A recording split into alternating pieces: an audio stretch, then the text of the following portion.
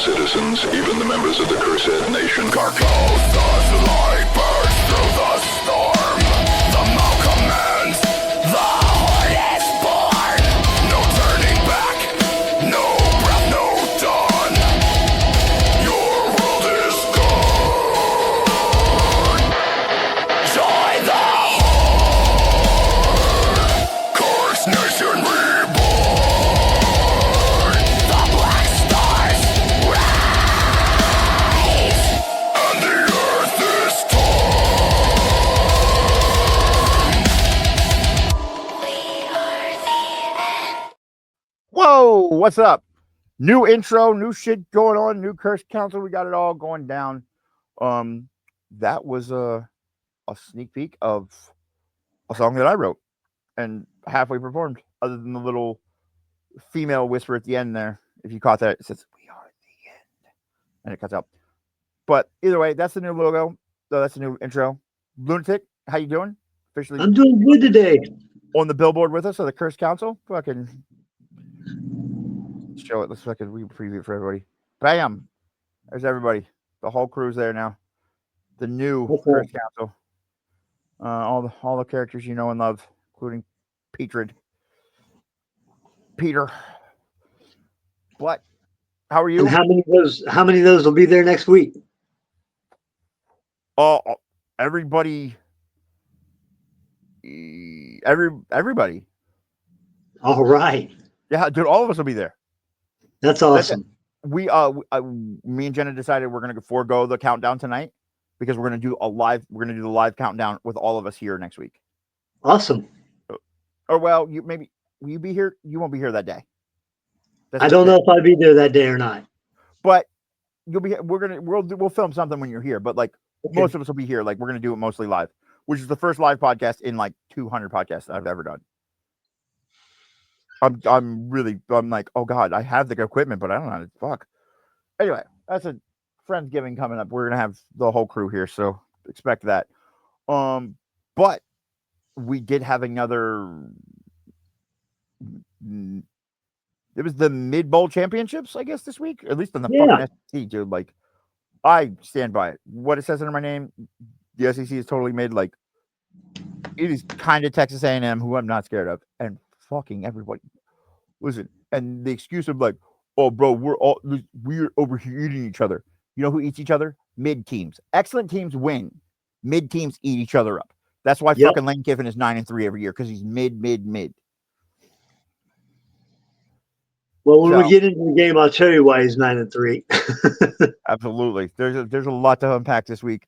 No Buckeyes from last week, but we finally got through the second bye week of the second year. Tell me, make this math make sense. With one leap year in the last 2 years, just one day added. Somehow it created 2 fucking weeks of football. Somehow 2 years in the middle of nowhere. There's all of a sudden, instead of 13 weeks, there's 14 weeks. Like, excuse me? And week 0. That's the downfall. Is week 0. Still though, like, it's wild to think that one day somehow affected not 1 year, but 2 years. 2 years. Like, it doesn't even do. I don't know. That like I can do pretty high level math, and that's not mathing. Like, that's the fucking like carry the one. What the fuck? 2 weeks? Like, That doesn't work. yeah, listen. One day in February created 2 weeks in fucking November. That sounds like a riddle. Like, It does. so fucking we'll talk about Ohio State this week, because we have the magical, not national championship, wonderfully spiraling fucking Penn State Nittany Lions coming in, and boy, other than Michigan, does an ass whooping come deserved. And listen, everybody's like, bro, they're down program. Fuck you. They were a down program after fucking Joe Pa shit too, and we smacked him in the mouth. And this time there's a reason. Like, we just like beating up Penn State. Down program. Isn't this the same team that was picked to be the number 2 team the number 2 team in the country? The same players. These guys are all back. They've got an attitude. They're ready to win. They're the same team. bro, they went and got 3 what was supposed to be premium wide receivers. They fucking had, if not, well, Jeremiah Love is a different fucking monster of a fucking human being, and that other kid, listen, okay, they're obviously number 1, but the number 2 return, like at least number 2 returning production, like Drew Aller has been a quarterback there for, what is it? Penn State 7 quarterback years. seem like he's been there for 17 years. Like Trace McSorley was like, bro, is he on his 8th year? What is happening, bro? Like, tell him go away. Like, but you had all this, and not only that, did you go, oh, our defense was like pretty good last year. We could get better. Okay, let's just go poach and whatever. I wouldn't say poach because I think it's more of a Jim Knowles betrayal than it is a fucking Penn State robbed us. Right. Either way, both at fucking fault by proxy to take what was the defensive coordinator of the national championship, number 1 defense in the country, and put him on your team. You're like, oh shit, we got Andy Kotonicki, who secretly is just a fun name to say, but he sucks at offense. Admittedly, he said himself, he's like, dude, I don't actually know offense. I'm just pulling it from everywhere, putting it together, and doing weird shit. I'm like, and yeah, you're the offensive coordinator at a blue blood program, and people are talking. That might be the reason why they're in the tank, is the guy didn't know what he was doing. Listen, bro, if you take Drew Aller, who was like has the same quarterback coach as Will Howard and all of them, they have like the same quarterback coach, works all the time with him, and gets worse. I know that quarterback coach doesn't suck. I watched him fucking take quarterback after quarterback to the NFL. Right. It's, motherfuckers calling gate plays and fucking weird triple reverses and shit. Like, but just run the fucking ball. Like, run the ball. Like, Penn State runs the ball. Dude, they ran the ball 32 times. Or wait, was it vice versa? No, didn't Penn State run the ball 32 times against Michigan, or Michigan ran the ball 32 times against them? I think Michigan ran the ball 32 times against them. Walk back that analogy. It's been a tough couple days. Either way, Penn State's known for running the ball. Like Nicholas Singleton and Katron Allen, are you fucking kidding me? It's not like you don't know those names. Right. And Drew Aller supposed to have wide receivers this year. They went and got 3, like, I wouldn't say premium names. That's what they said, but like top 20 receivers, probably. Ish. And what happened? They fell apart harder than Penn State's ever fallen apart. Right. Like the last time we saw them fall apart like this, Jerry Sandusky. That's a fucking different level of fucked up. Right? Who do they have after us? Oh shit! Oh yeah. So listen, Penn State. That's going to be 4. So no, they're at 4. So that's going to be 5. We're going to be 5.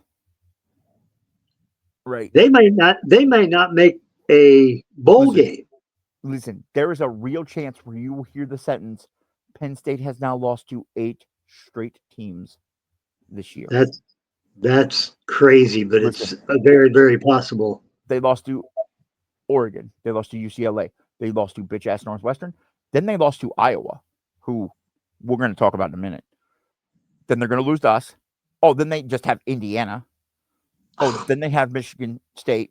Oh, then they have Nebraska. Oh, then they at Rutgers. Like, not a cakewalk. It is very real that they lose 5, 6, fuck around and lose Michigan State, and then Nebraska beats them. Like, that is 8 games in a row, kids. 8. They would. Do you think they would clean house? Oh, but listen, I don't give a fuck if Jim Knowles is the highest.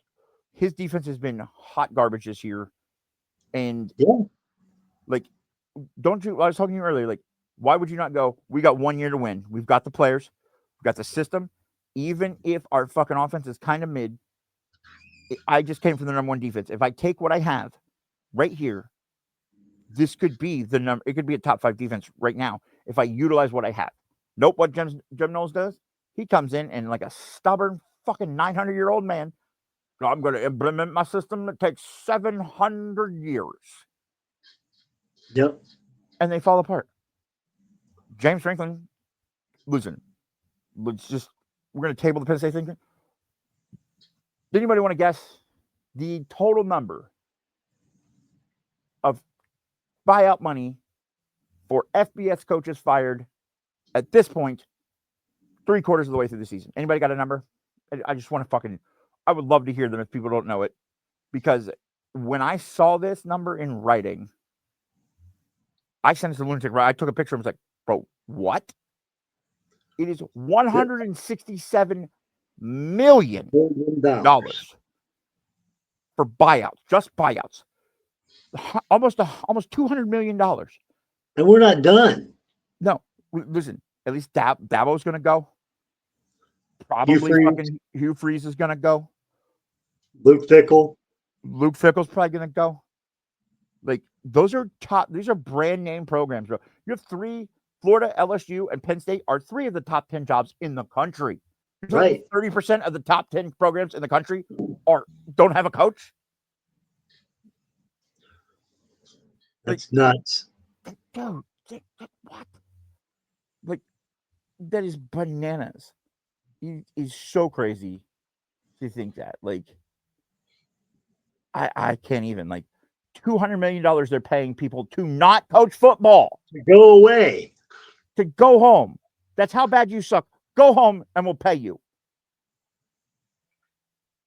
Now, let's say James Franklin gets hired next year by UCLA. Does he still get all that buyout money? He doesn't get all of it. Whatever he is getting paid, it's either whatever he's getting paid totally or his buyout from that contract gets taken off the principal of the Penn State, what they owe. Gotcha. So they're rooting for him to get a job. And he asked if he could get a job. He wanted to know the deals, the terms of the contract. Right. And with that, like, let's just think about this. Like, almost $200 million is spent. How much more do you think is going to be spent to get new coaches then? Think about the premium coaches you have to get. Like, you're not getting Ryan Day. You're not getting Kirk Cignetti. You're not getting Kirby Smart. So what? Like, your top coaching prospect, what? Lane fucking Kiffin? And I don't know that Lane Kiffin is smart enough to leave Ole Miss. He thinks he's got it there. I think it's been the worst kept secret in the world that Lane Kiffin, since the beginning of the season, is about to be the next Florida coach. He's just waiting for Billy Napier to get fired. He's going to go to Florida. That's going to happen too. Hotter women, more resources, better players right now. And you got DJ Lagway still going forward. You got Vernell Brown going forward. Like, you got some dudes down there. You just have Billy Napier, who's fucking, or you had Billy Napier, who's fucking inept. So, like, okay, Lane Kiffin goes. So then Ole Miss opens up. Like, it's a job for a job. So then you have another premium program. Like, what are we doing, dude? We'd also talked about Florida State. That's a possibility. Yeah, Mike Norvell's gone at the end of the season too. Like, dude, you're telling me probably almost half of the top 20 programs that are destinations as coaches are open. Maybe not half, but at least 6 or 7 out of 20. Because I mean, the places like fucking Oklahoma State, like, not necessarily a fucking destination. But I mean, you got but think about all these. You got all these coaches that got paid to fucking go home, and that's your coaching pool. That's the carousel. Like, all of you guys are in turmoil and paying billions of dollars to go have to hire another coach to pay millions of dollars to. Like, what? Like, somebody's paying $50 million for him to go home, so somebody can pay him fucking $100 million to coach. Like, I think it'd be funny. This is the great coach robbery of fucking 25. I think it'd be funny if James Franklin went and got a broadcasting job, so he gets paid from that, and that wouldn't count towards coaching. Nope. He'd still get his buyout. I think that would be funny. Urban Meyer takes the Florida job. Fucking James Franklin takes his spot on Big Two kickoff. Oh, God, the chaos would fucking ensue, dude. Do you think Urban Meyer's coming back? Fuck no, dude. Listen, man. That dude's comfortable where he is. I know he that left a bad taste in his mouth with the legacy thing, but, like, you know, he left on a sour note at Ohio State. We obviously know the nonsensical bullshit that happened in the NFL. Right. But, dude, he's loving it. Dude, that dude's got he's got the cushiest job. He's like the dude on Big Noon Kickoff. He's the Nick Saban of Big Noon Kickoff. You know what I'm saying? Like, yeah. So, like, at this point, it's like, oh, what are you doing? Like, you're gonna come back and now you're gonna you think Urban Meyer's about to deal with NIL? And, like, he couldn't deal with kids fucking being entitled when they didn't get paid shit. Right. He's gonna come in and fucking want to be like, we're paying this kid how fucking much? No, fuck that. No. Like it will implode a program. Like, no fucking way. I guarantee you, everybody's first 3 calls: Nick Saban, Urban Meyer, Dan Lanning. They're all gonna go, nope, nope, nope. But you know what the conversation they're gonna have? Who would you hire? And they're gonna ask all 3 of those people. And that's where you're gonna get people like Alex Golish. That's where you're gonna get people like fucking Matt Campbell. You're gonna get all these like kind of fucking. But then, like, dude, it just the carousel is so wild this year, and it's gonna get so deep, where it's like, listen, think about it. Every coach is getting paid like not an exorbitant buyout, but like enough. They're getting paid money not to coach, to go get another job to be paid money to coach. Like you're getting paid twice to be a shitty coach. Like it took Ryan Day 7 seasons to become the highest paid coach in college football and considered the best. In one fail swoop, James Franklin went from the James Franklin to James Franklin's to $50 million richer and waiting to get some more. Right. Aren't all these dudes not just sitting around some bar going, we fucking get it. We Ocean's 11 them, guys. Like, this is what it feels like. This is an Ocean's 11 heist. They fucking, like, we're going to get done all the fucking, all these top tier universities are going to just trade shitty coaches and then go, oh, fuck. We're no better off than we were. Because there's no options. You're not prying any better option away. Like, listen, and I hate talking about it, but we have to talk about it. The Brian Hartline to Penn State rumors have caught real fire. I don't know that he'll go to a Big Ten team. I don't think he goes this year. Like Brian Hartline, I think is obviously a different human being than James Franklin. Not James, well, obviously James Franklin, but then Jim Knowles, right? Right. And listen. The one thing Brian Hartline has had is loyalty, and you know what job Brian Hartline should have got? The fucking West Virginia job. That is the perfect job for Brian Hartline to start at. Right. You know what I'm saying? A team that middling but could be best in there, gives him some time to grow. Like you go to Penn State, you think they're going to accept Brian Hartline, like bringing a few receivers in, but not having a quarterback, not having a running back, trying to build a defense, trying to build a staff, and like win 7 or 8 games at Penn State? Fuck no, dude. They're so trigger happy over there now. 1.5 more middling seasons. That coach is out. They're going to be so like, oh no, fuck this. We're not doing this again. No James Franklin.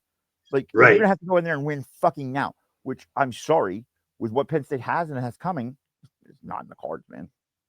No. And like I heard something today. I heard Joel Klatt rambling on and on about LSU is a top 3 job in college football. It's a better job than Penn State. Like, is it though? No, it's not. Is it, they might have more money. But that's it. That's the only what is your other point? So like fuck, like listen, they also have a whole entire history of like, you know why Brian Kelly got fired in 4 seasons? Because he didn't win a national championship like the previous 3 fucking coaches. Right. You know what I'm saying? Like he literally, dude, Ed Ogeron. Ed Ogeron put the fucking he won a national championship. Yeah. Eddie O. Oh, Eddie O won a national championship. And Brian, the Brian Kelly is the winningest coach in Notre Dame history. Did you know that? I did not know that. How wild is that, bud? I thought it would be Newt Rockne. Nope, Brian fucking Kelly. Isn't that bananas, man? Like when doesn't you go, wait, what? Like not Ara Parsegian, not Newt Rockne, who is the best winning percentage ever, but Brian fucking Kelly, who left there because he said Notre Dame doesn't have the resources to win the national championship. And in 3 years, Marcus Freeman went in like a fucking bat out of hell and like tried to get one. Like, so it is wild. Like, listen, I think the one thing we need to learn in college football this year, after all this chaos, is to go, hey man, maybe it's time to put the old bullshit to bed. This is not the old college football. It doesn't operate the same way. It doesn't look the same way. The parity is much better. When the SEC is not when you don't have fucking Dabo's Church and fucking Lane Kiffin handing kids a bag of money in McDonald's bags, guess what? fucking literally the playing field's even. Right. And so now like, with the parity, like you have obviously some people clearing it. Yeah, you have people heads and above the rest, and you have people like Kurt Tegnetti fucking said, "Fuck it, I'm not going to a powerhouse. I'm going to create a powerhouse." Good on him. Good on him. I listen. To be fair, it's crazy, but I would much rather have fucking Indiana as like a second rival than I fucking would Oregon. Oregon is pretentious, and I fucking don't like them, and I don't want to. I don't even want to spend time hating them. They're the. I'm not going to say their name, but a certain person from a previous podcast. They're that type of person where I'm not going to waste the time on you. Like, you know what I'm saying? I ain't got time for this. I'm just going to hate you and move on. But Kurt Tegnetti, he's like, oh, listen, we can get in some battles. He talks shit. He backs it up. He's got a fucking good team. He's been consistent the 2 years. He came in out of nowhere. He said, all I do is win. And guess what? We Googled it. Like he said, it's like, shit. You got us, Kurt Tegnetti. You got me. So I just want, it's time to put to bed all these narratives of fucking this, that, and the third. Kirby Smart's the best coach in college football. The fucking, you know what I'm saying? That LSU's a better job than a blue blood Penn State. No. You know, yeah, what you're in a better hotbed of recruiting, but like what? I mean, to be fair, fucking Penn State's in between New Jersey and Ohio, and you know what I'm saying, like Maryland. They're fucking right by the DMC. So like, what are we talking about, man? Like, we've got people up here too. Like, and to be fair, like the last fucking top recruit out of LSU that literally goes to the high school next to LSU. Guess where he committed to? Oh, that's right, Ohio State. That's crazy. Yeah. Like, so, what are we talking about, man? Like, you're literally telling me like that's a better job because why? Like, I don't even think it's a better job than Alabama, and I think Alabama doesn't have the resources. Nick Saban did a magic with it, and it's a dude. They're crazy. They might be crazier than us. Like they were ready to lynch Kalen DeBoer at the beginning of the season for good reason. Though he was 5-5 at the beginning of the season. But I still think DeBoer doesn't make it another 2 years. No. So so all that being said, I didn't think that Jim Knowles was going to go last year when all of the smoke and fire came up with him to Oklahoma, and everybody's like, "That's the rumor started on a bullshit." It was literally traced it back to one fan's post. And guess what? But it was right. He said, "You remember all the Oklahoma stuff? It was true." Like, you Brutus fucking bastard. Right. You've been a snake in the grass motherfucker the whole time. And what have we seen, though? One thing I can say about Ryan Day is, what is the one thing we've seen about that dude? He does not, especially when you fuck him over like that. Like, oh, bro, he's at this point, Ryan Day wants blood. Are we going to lose him to the NFL again? Who, Ryan Day? Yeah. Bro, I don't think so. I honestly think after last season, I know everybody talks about the meeting. I think that was the true moment where people like, where people like Caleb Downs and people like Will Howard and people like Ryan Day, who are not from Ohio and weren't originally wanted to be Buckeyes, you know what I'm saying, didn't have like granted they were all about the team, but I think that's the moment when it locked in their fucking mind, like, I get it. I finally get it. I get this shit, and I'm in. Because there's a moment, like, even when I grew up as a kid, like, I liked Ohio State because my dad liked Ohio State. But I had a time where, like, it was the Bobby Bowden era. Florida State was awesome. They did the program, you know what I'm saying? Like, it was an interesting thing. I was a curious kid. I fucking liked Florida State for a hot second. They were good. They missed field goals, but they were good at that point in time. Right. But then by the time the end of the John Cooper era started coming through, and I watched Ohio State, I just felt it. And all of a sudden, like, one day I just woke up and I was like, oh, bro, I'm going to go to college here. This is fucking amazing. And I'm going to college there. Like, you know, like, ever since I was a kid, I went to preschool on fucking Henderson Road, right behind fucking the big fucking insurance building right there. There's a Catholic fucking preschool I went to. When you can go right straight down to the stadium from right there. I grew up in the shadow of that stadium. You know what I'm saying? And like, yep. I grew up in those apartments on Olentangy River Road with my mom. You know what I'm saying? And my dad. Like, we went past them the other day. They're right next to fucking Riverside. Like, grew up right there. So like, in that, it's like, dude, thinking back and I'm like, oh, dude, I remember liking Florida State, but I don't remember liking Florida State like I like Ohio State. And I think that's the moment, that meeting is when Ryan Day bought in, where Will Howard became a Buckeye legend, where Caleb Downs cemented himself as like probably the best safety to have ever played here, which is like, think about that company. Still hasn't given up a touchdown. Right. And maybe like, I don't know, maybe Jack Tatum. Okay. If you're second to Jack Tatum, guess what? You're doing fine. You're doing good, but like you're just better than everybody else, which is like the laundry list of safety to ever come through here. So like, that being said, like Ryan Day to the NFL, it might get talked about, but like you're telling me Steve Sarkisian really wants to go to the NFL? He might, because his team's shit in the bed this year, and everybody's like, oh, he's not a good coach. But to leave Texas is like leaving Ohio State. I do believe Texas is probably one of the second or third best jobs in the country, just because the amount of fucking dumb money they have down there. I mean, you have Matthew McConaughey. That's like having LeBron. Like, you have somebody that's got more money than God, that is in love with this team, and you got all the oil money in fucking Texas down there. You know what I'm saying? So like Ryan Day to the NFL, I mean, I've been wrong before, but like I really think Ryan Day, before last season, I don't know if I'd go. Ryan Day was truly bought in on being a Buckeye. All the Michigan losses and the way he looked after that Michigan game. Go back and watch that Tennessee game. I'll play it next week. I'll pull up the clip.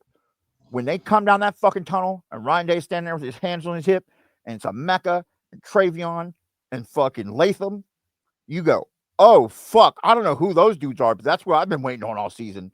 Like, they came out and looked different. Like, straight up different. Like, and that, like, that, seeing that was like, oh, bro. Like, Quinshawn, think about it, when Quinshawn Judkins at Ole Miss, he's the number one running back in the SEC, and Ohio State loses in that game after the Missouri game, one of the darkest moments up until the Michigan game of last year. And what's Quinshawn Judkins fucking right? Hey, I'm coming to Ohio State. When that happens, bro, like, when you can get people like that to buy in who are not Buckeyes, and when they leave here, you go, that dude's a Buckeye. Right. That's that sort of stuff where I'm like, man, listen, it's wild to think that, but like, Ryan Day to the NFL, and that's why I think Brian Hartline has been a Buckeye his whole life. You know what I'm saying? Like, he left, went to the NFL, was a decent receiver, came back, and he's been just quietly, well, not quietly anymore, but like the best wide receiver coach. And now, like, his first year as an offensive coordinator is not going horrible. We've seen shit go worse. Right. Like, if they've played some slow bullshit games and they're like, oh, 34-0, not a big deal. So like, to believe all that shit that Brian Hartline leaves, I think it's, all that being said, I'm not buying it. And if Brian Hartline does leave, Godspeed. I'm gonna wish him well anywhere he goes, unless he goes to Michigan, in which case, well, we got to do crazy shit. If he goes to Michigan, he's dead to me. Yeah, no, listen, and I don't think Brian Hartline's got the Tony Alford fucking bone in his body that would cause him to do that, or the Jim Knowles. Like, there's no Brutus in fucking Brian Hartline. One of them dudes that's like, well, there's only a couple of us left. Well, I guess we're gonna have to go out and die. Like, he's one of them dudes that will go out and fucking stand the last stand with you. Right. And like, I don't know. Either way, talking about Buckeyes, we have a couple of Buckeyes we need to mention. Yeah, man, it's been a tough couple of days for the Buckeyes. Tough week. Fucking a lot of us. Nick Mangold unfortunately passed this week. Great dude, was good friends with our friend Vader. All the people at the OHI podcast, they were fucking really, really upset about it. I thought he had more time.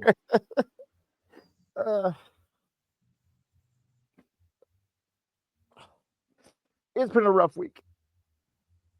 Definitely. Who is the other person? I forget now. Bobby Maggs, the offensive lineman, right? Right. So yeah, I mean, like, in Nick Mangold, unexpectedly, man, it was It's been tough to watch all that. But dude, I remember watching Nick Mangold was probably one of the best centers to come. He came out of nowhere too. Like him and like that whole line of Pat Elfline and him and fucking dude, they were maulers. They were, and he went to the NFL and was like, dude, like I was like, oh man, he went to the Jets and he just went in like to the Jets and just quietly became like the best center in the fucking in the NFL. Like, oh shit. For years, yeah. So he what, kidney problems or something? He had chronic kidney disease. Which is, I mean, listen, I've been on dialysis before. I had acute rhabdomyolysis, and my kidneys shut down for 6 months, and I had a portacath in. I had to go to dialysis 3 times a week. It was rough, and they got my kidneys restarted. But yeah, dude, like I was the youngest person there by like 25 years. It was frightening. You know what I'm saying? He was on the list for the transplant. I just don't. I don't understand what happened either. That's what poor Vader texted me, and he was like, "Man, I thought he was gonna get one." Man, right. It's rough. It's rough. But on to bigger and better things, I think. So how about Dubby? Yes, I want to shout out to our sponsors, Dubby.gg. They are no crash energy drinks. Get them like us, because man, let me tell you, we've been burning energy at both ends around here, but we're getting shit done. And yeah, go to Dubby, use promo code GCSD pod, all one word. You get 10% off being part of the horde. Our gift to you, Dubby's gift to you. They got crazy flavors, tiger's blood, fucking some other stuff. Sorry, I don't have the read ready, but either way, go to Dubby, GCSD pod, all one word, 10% off, W.GG. Go check them out. They're great. They got some really cool tumblers with anime people on them and shit. So absolutely. Thank you, Good Dubby. people. Yeah, good people. They're sweet. They work with small creators. They're good people. They're out, they're one of the few. It's hard to get sponsors in this game sometimes when you're small. So they've extended that to us. So shout out them. Let's see a prediction here real quick for your Penn State Ohio State game. The hold on, the line. I fucking had it somewhere and then I got caught up in the picks. I think it's 20.5, but oh my goodness. That seems, I mean, for Penn State being on a 4-game losing streak seems kind of low, but that's just me. Yeah, it is the big noon kickoff, which I'm not really mad about this one. Like, secretly though, okay, I need to get your bet on this too. Think we wear the black uniforms? No. Did you see the shoes? Did you see the shoes that LeBron James bought for him?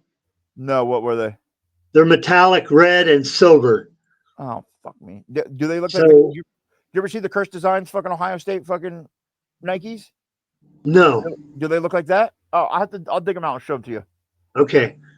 No, they're LJ. I mean, he came on and made a big deal about it. There's a tick or a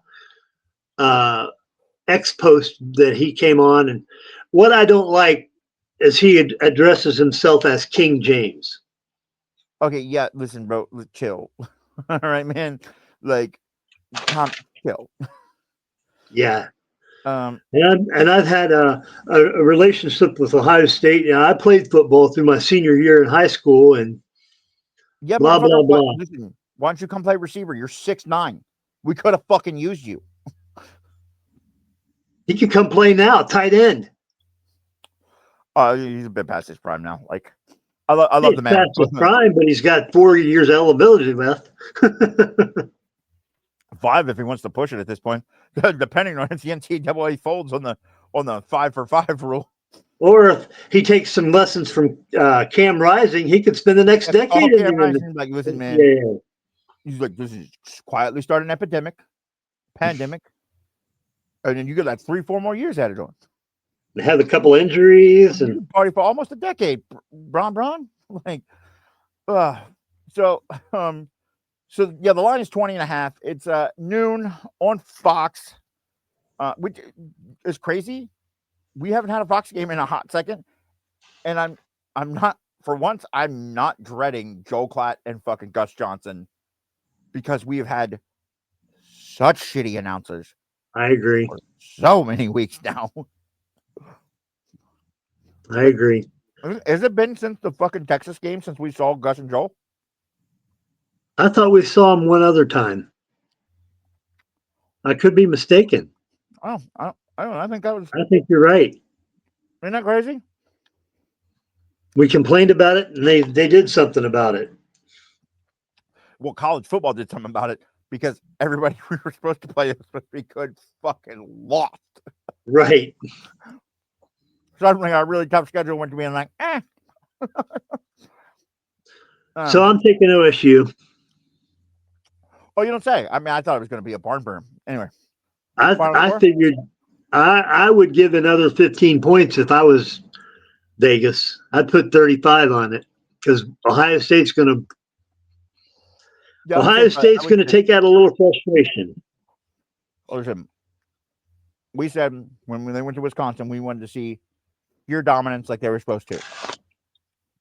At this point, we need to see a failing team fail harder, but there needs to be blood involved. Like, we like beating up on Penn State. That's not new. They are the little cousins that are to our little brothers type shit. Right. But at the end of the day, that little cousin all of a sudden like stole our wallet and it had $200 in it. Nope. I see you again. I'm beating your ass. Like that sort of shit. And I think that's what's going to happen. Yeah. Look, I agree. I think it's going to be. We just started getting rolling against Wisconsin. And at this point, are you willing to say Penn State's a better team than Wisconsin? No, I'm not willing to say that at all. Right, which is crazy because Wisconsin is a dumpster of dumpster fires. So is Penn State. Oh, Penn State is the dumpster fire. Like, they are the inferno. Like, if this is not being documented, somebody is fucking remiss in their duties because, like,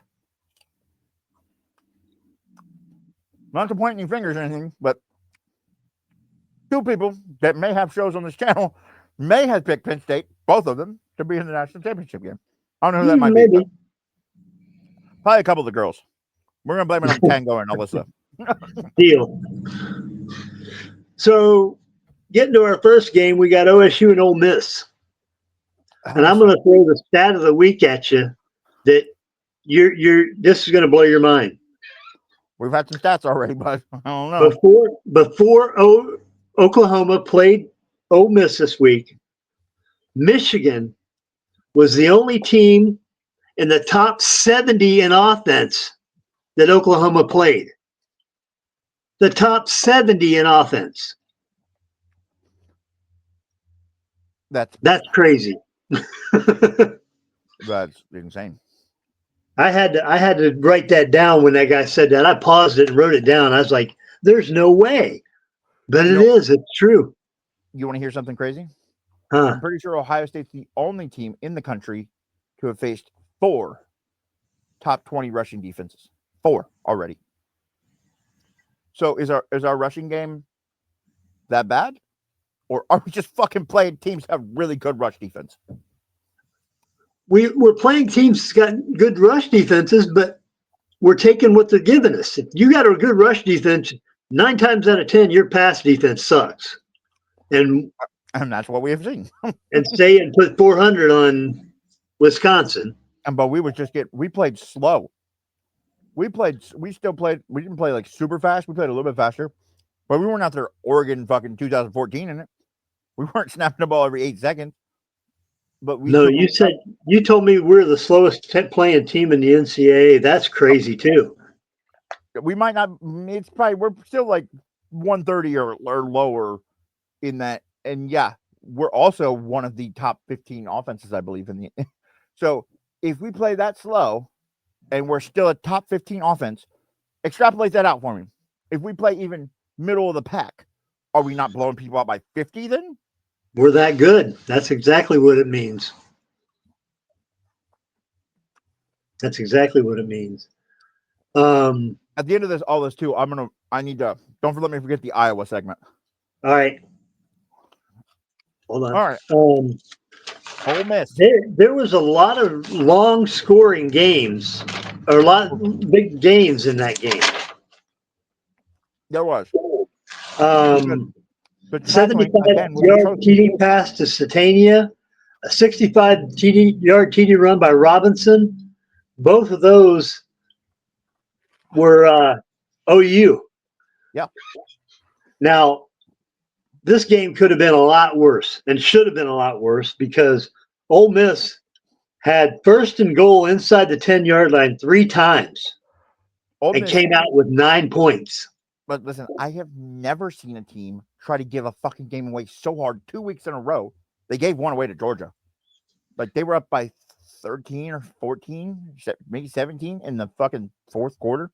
Or no, they were up by 13 in the fourth quarter to Georgia, and they give up 17 unanswered in the fourth quarter to lose to the middle of the pack fucking Georgia.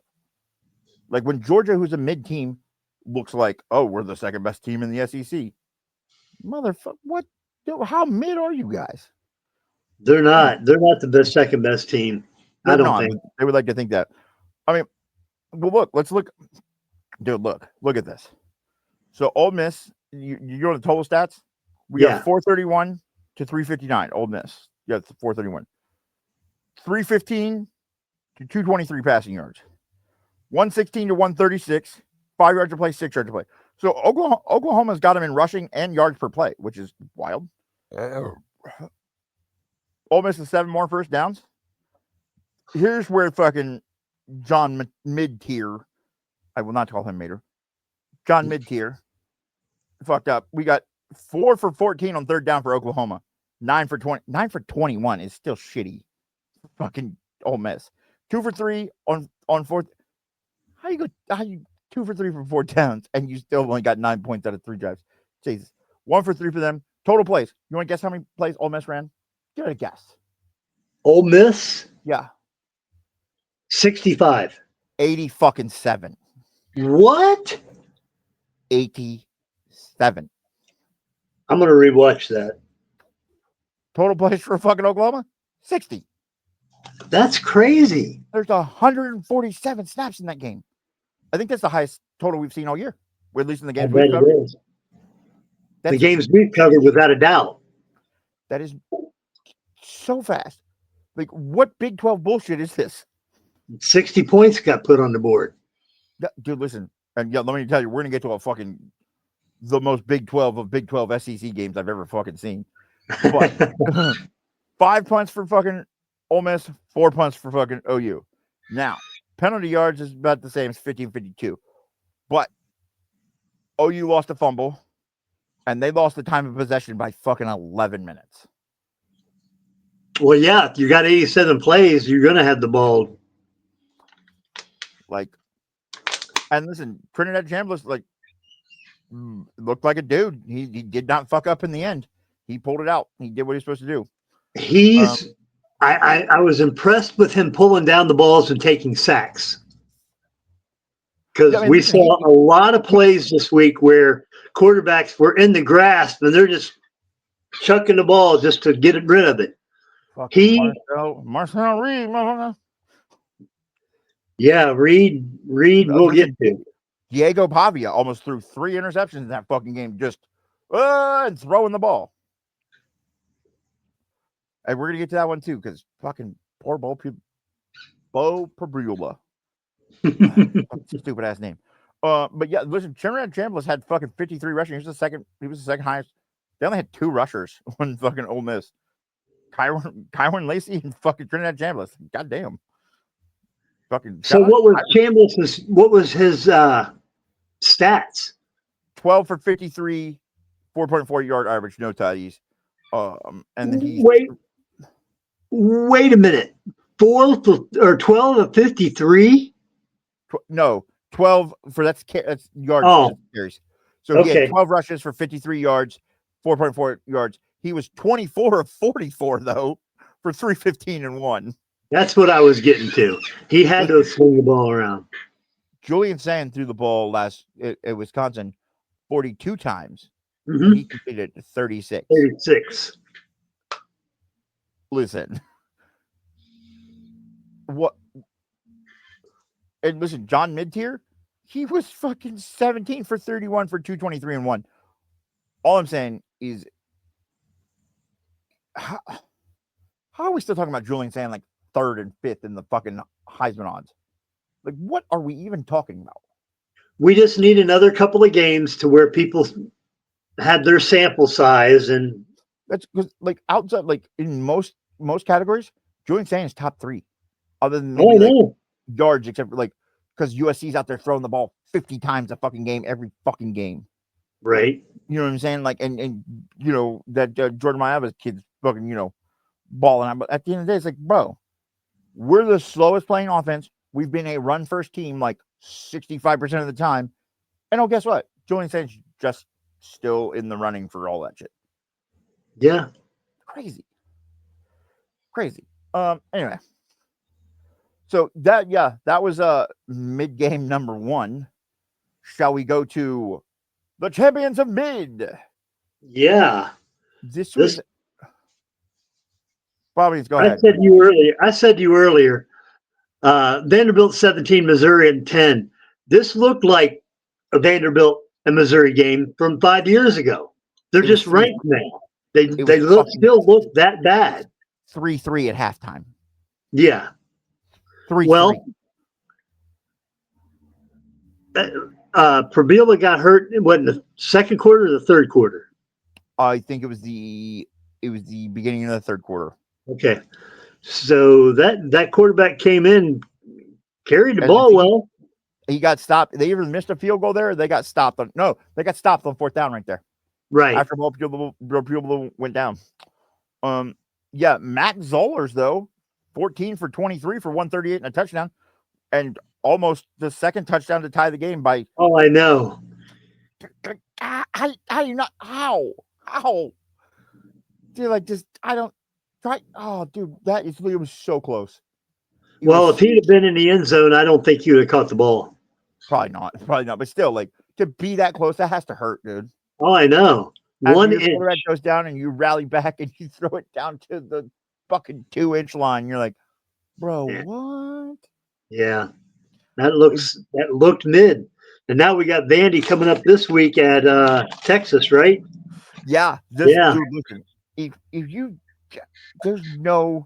this is the SEC painting their own mid picture, trying to argue like, bro, listen, we're top tier because we're eating each other alive. Like, listen, if you were all excellent teams eating each other alive, I wouldn't have to watch a fucking Pee-wee football game and in 10-17 between 2 top 10 ranked teams, and then watched another game that literally was 1,000,000 to fucking 1,000,000 with not a bit of defense ever played. No. Like, oh God. So look, back to this game because there's so much shit to talk about the SEC because fuck them.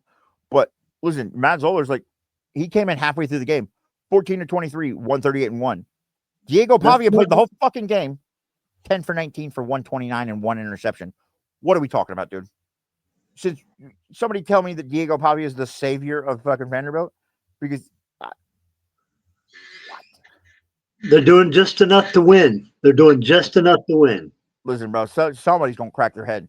And I hope it's not Texas next week.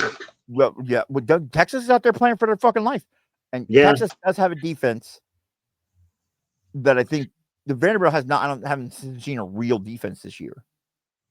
Texas still does have a defense. They still Texas is coming around defensively. They had a slow start, man. Slow start. Oh yeah. I don't know what happened down there. Like, it's weird the kind of transformation. Then, like, also, I want to know who called the meeting in the SEC and got everybody together and was like, hey, Nick Saban's out, guys.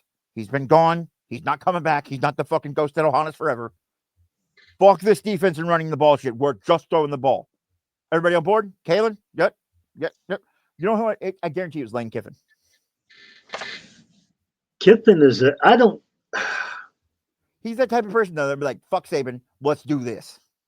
Because you don't think that Nick Saban's at home with Miss Terry, like, these motherfuckers just motherfuckering the entire SEC. Like, well, I'm sure. Like, I had him set up.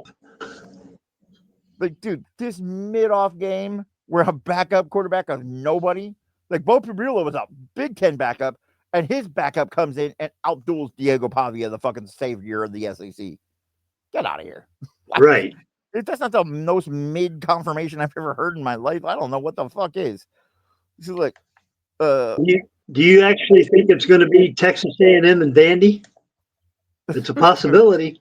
it's a real life possibility. Like, that's bananas, dude. Like, in a world that happens, listen, I feel like that's the inevitable conclusion. With all the coaching chaos and the fucking SEC, listen, I figured out the secret. The SEC said, "Bro, the Pac-12 doesn't exist anymore. Let's struggle against Washington State, and then we're just going to throw the ball. Fuck them. We're going to West Coast offense it all up and down the field." Like, well, what about defense? Nah, bro, we're going Big 12. We're going to be the Big Pac SEC 12. Loyola Marymount. Don't let the ball hit the floor. Like, bro, basketball on grass. That sounds like a very Lane Kiffin fucking idea. Like, no, I'm sticking out the box. Like, trying to channel my inner Mike Leach. Like, fucking dye your hair again. Shut up. I'm a man. Oh, man. Just like, there's not enough bitches here for me to fuck. Like, shut the fuck up, Lane. Anyway, Ahmad Hardy is a decent running back. He had 20 for 97. Fucking whatever. Young. And four carries for 86 yards and a tutty is fucking pretty hard for Vanderbilt. What is that average? That fucking averages out to something crazy, doesn't it? Say that again. 4 carries for 86 yards is a 21.5 point average. Right. 4 for 86 and 1 is wow. That's a banger. Well, one was probably a 90-yard run or something. Yeah. Well, so then Kevin Coleman for fucking Missouri, 7 for 109, no touchies. Trey Richardson, 4 for 62, because the first touchdown wasn't scored in this game until midway through the third quarter. Quarter, right? Because it was 3-3 at half. Dude, like, I don't know. Team stats. These two teams played like these two teams. We expect these two teams to play. We don't expect these two teams to be ranked where they are, though.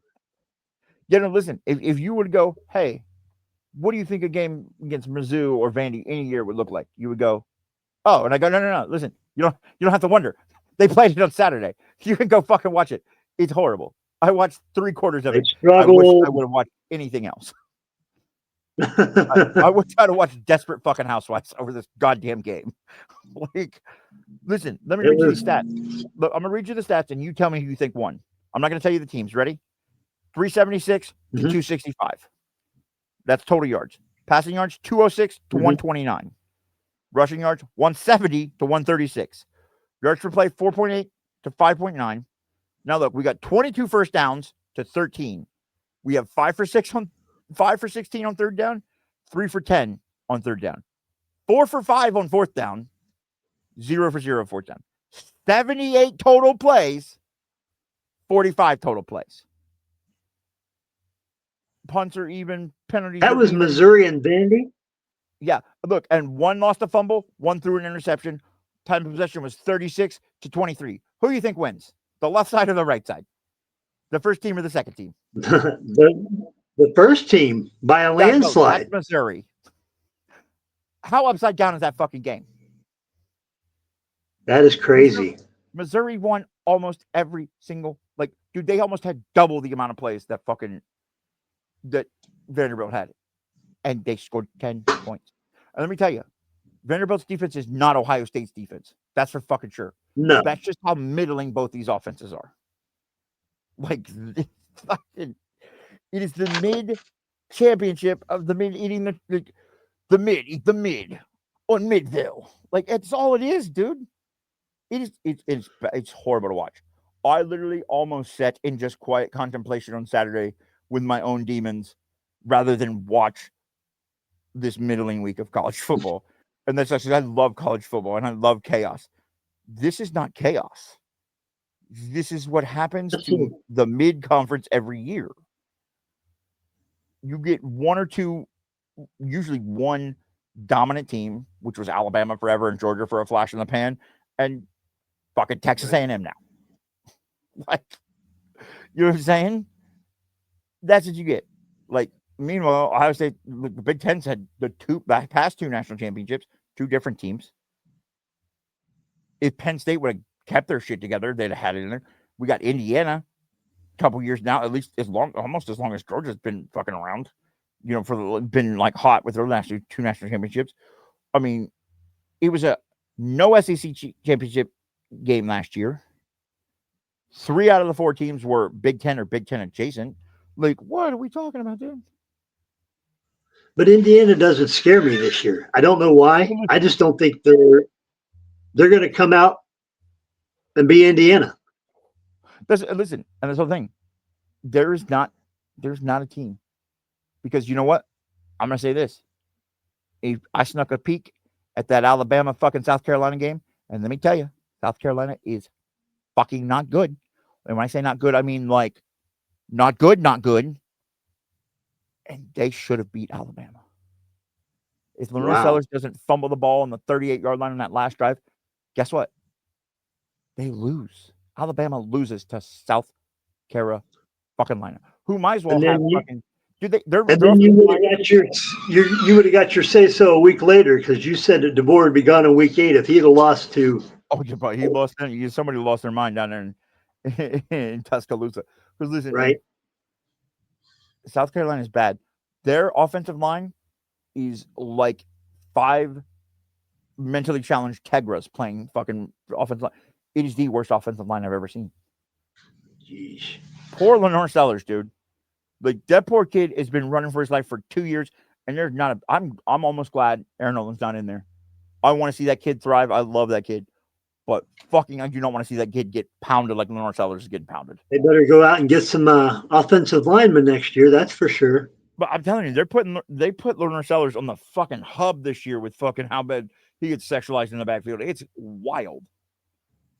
He's bananas, dude. Like, if you were like, oh man, dude, nobody can play worse than Tegra, I'm like, I raise you, South Carolina. Like, holy shit, dude. Like, because it's not one. It's not like, oh, bro, their right guard sucks too. It's, well, their right guard sucks too, or their left guard sucks too, and fuck, their center's not that great. And where's the left tackle at? Where's the right tackle at? Is the tight end even gonna block? Nothing, dude. You might as well just go, ole, and fucking see how fast Lawrence Sellers. Thank God the kid's dummy fast. Yeah. Thank God you have Nick Harbor, like one of the fastest dudes in the NCAA, and Leonard Sellers. Otherwise, fucking South Carolina is a middling high school team at that point. Like, it is bad. Like, how do you get scholarships? Like, if somebody said those are all preferred walk-ons, I'd go, preferred seems like a crazy word. You know what I'm saying? Like, right. 3-year walk-ons. Listen, South Carolina's having a down year. But you're telling me fucking those kids are getting paid? Brother, I might hope for the fucking rod in my ankle, and I'm going to go South Carolina. I can probably play offensive lineman. Fuck. Right? Like, listen, you can't ask me to pull, but I can stand here, brother. Like, what the fuck, man? I'm not going to move out the way, I promise. Fucking shit, dude. You're going to have to run around me, but my guy's going to be on the ground. Right, like, he's going to take a while to get around me. It's fine. Like, so let's just do, this is so much mid, so let's just keep the mid trainer rolling all night long. Listen, what's your mid poison? Hit me.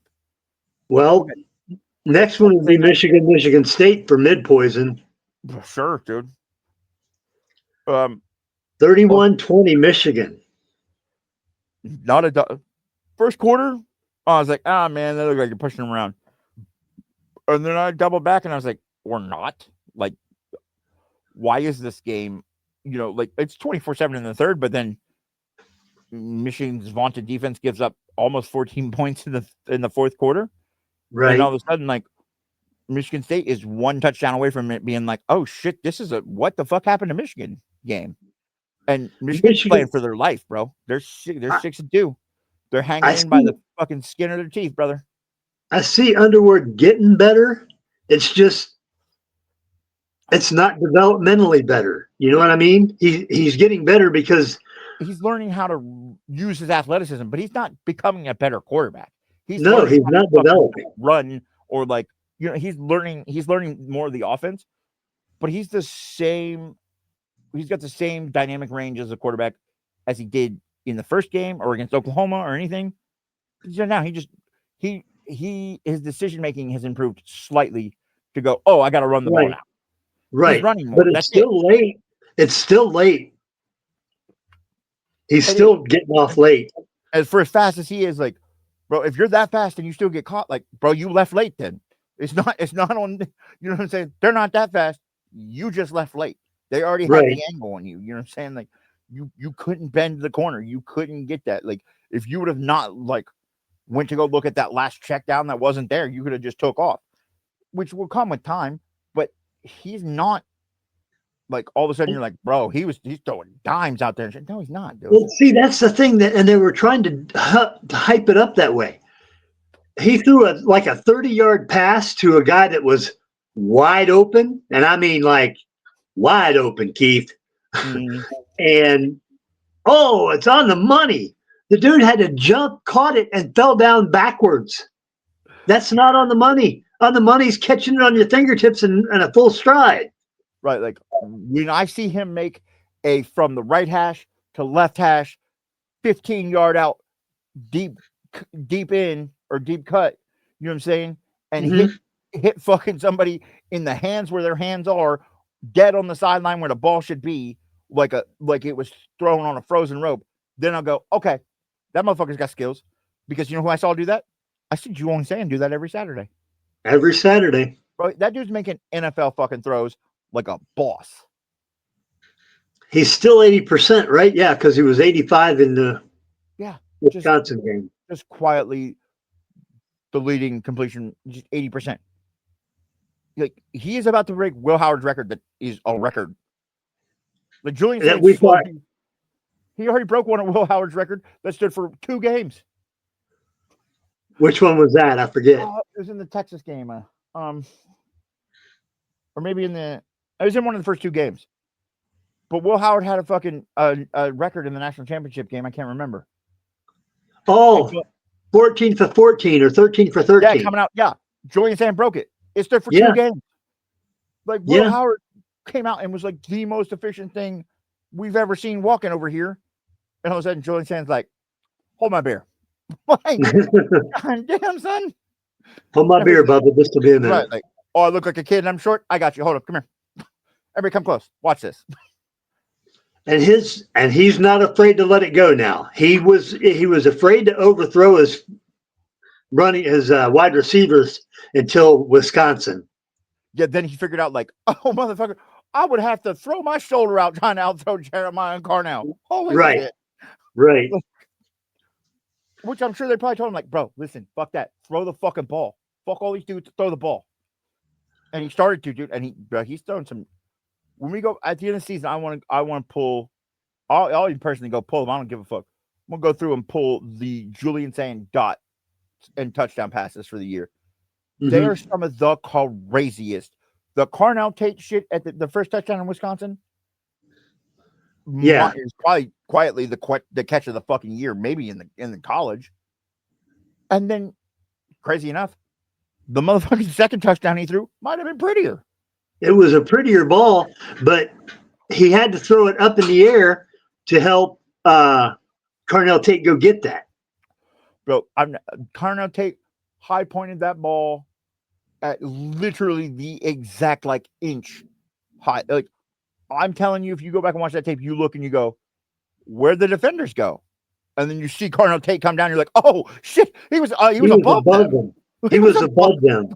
Just 7.5 feet in the air catching a ball. Like, yeah. Bro, don't play basketball. You're gonna hit your head on the rim. Like, that's gonna be a problem for you, brother.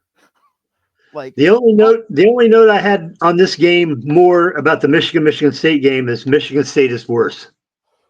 Oh, listen, that's all I had.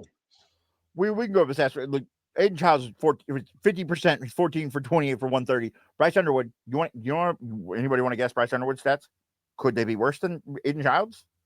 13 for 22. Right? 8 for 17 for 86. Ooh.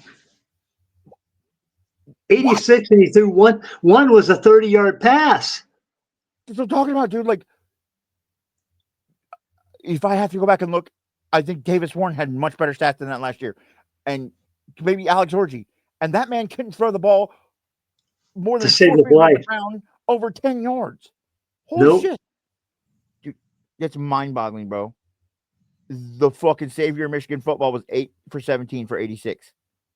If I got to hear one more fucking Cam Newton 2.0 thing with this shit, I'm going to lose my mind. I hope Ohio State makes that guy run for his life all day long. All day long. Listen, they're going to go, hey, oh, you want to give it to Justice Saints? We're going to smack him around real quick.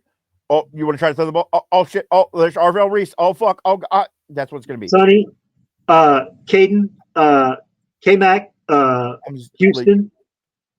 Everybody's going to get there. I'm telling you, like, I just want that kid to wake up in the morning, like, oh, fucking Arvell. Like, Where's number 8? Where's number 8? Where's number 8? Mom, are you sure Arvell's not in the house? Turn on the security system. That's first shit, bro. Like, I'm telling you. Michigan did what Michigan did, though, in this game. They ran for 152. Justice Haynes.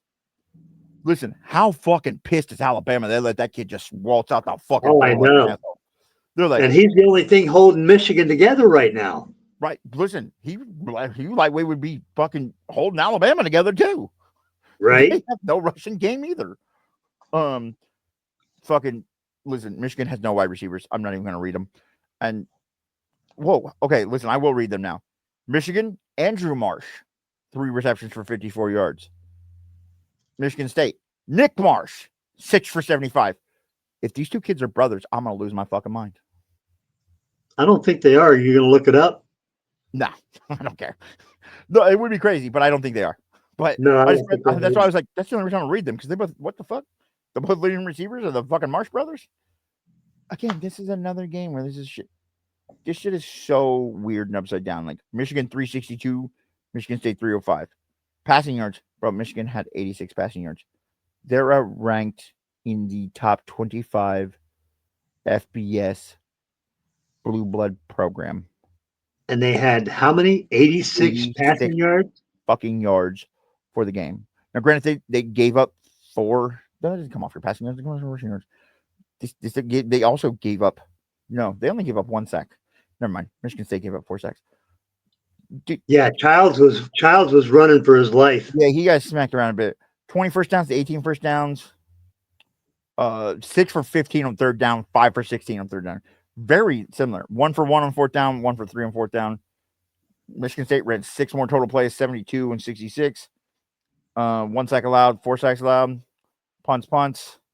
Dude, Michigan State had 105, 12 for 105 penalties. Brother. Wow. My brother in Christ. Somebody's going to get in trouble for that one. 105. 105? Yeah, bro. That's just like taking that back off of your. I mean, they would have had how many? Oh, depending on what the penalties were. I mean, yeah, dude, like they had 305. If you add another 105, they're at 410. And they still would have lost. Yeah, they still would have fucking. They probably would have scored again. Yeah. So it would have been close. It made it look a lot better. But it still looks fucking bad for Michigan right now. Like you win by 11 over a 3-5 fucking Michigan State team. Like, brother, what? It's coming. It's coming. They're waiting. They're looking forward to us so bad. They're looking forward to us so bad. I hope we put a beating on them, and I hope that's the 3rd loss. And you're like, vindication. I hope it's like, oh, so when we win the 2nd national championship and you didn't beat us, what's your excuse now? Right. I'm sorry. I'm waiting for the excuse because I got nothing right now. I'm sure there's going to be one, and it's going to be inventive. I can't wait. That's my favorite part of the season from last year is like the shit that Michigan fucking fans said that I was like, do you guys just sit around and like you really workshop this shit before you fucking it comes out of your mouth? Because this is the wildest, craziest shit I've ever heard. Right. They come up with some strange reasons and excuses. Bro, listen, Ryan Day's brothers got to stop harassing them, and can't believe they let Kurt Herbstreit down on the team to fucking steal their playbook. I can't even say this shit with a straight face. What grown human being says this shit with a straight face and then goes, yes? Those are the same people that go, also, just while I'm here, the earth is flat and it's also only 5,000 years old. Humans live with dinosaurs. Be with Jesus. Like that's the sort of shit that happens. That also they go, and Michigan never cheated. and I stopped sending fucking players like Kirk Herbstreit's son to steal our playbook. Like, motherfucker.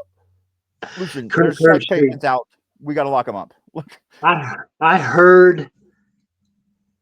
I don't know if it was AJ Hawk or I don't know who it was, but they used to have an alumni game where you could go back to high school and pad up and play the high school kids. oh God, somebody break a hip. He said he laid Herbstreit out. Herbstreit never put the pads back on again. I bet. I bet. He goes, and how old were you? He goes, 15. Dude, listen, I'm telling you, like, I know Kirk now is like singing the praises of the Buckeye Nation. He's going to seem like he's a Michigan fucking person now because of fucking whatever. Him and Desmond are best friends, and he's like, "Oh, I got this podcast with Joey Galloway now." Listen, you and Desmond have been giving each other hand jobs for fucking 15 years. Shut up. Right. Desmond Howard's the worst part of game day too.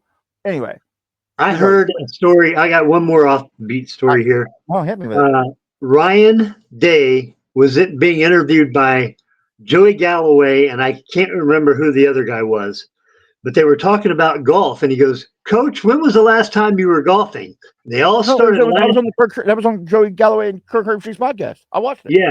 Do you see it when he said they tried to start a fight? Yeah. It was fucking. Oh God damn it! It was Joey Galloway and oh man, Beanie Wells.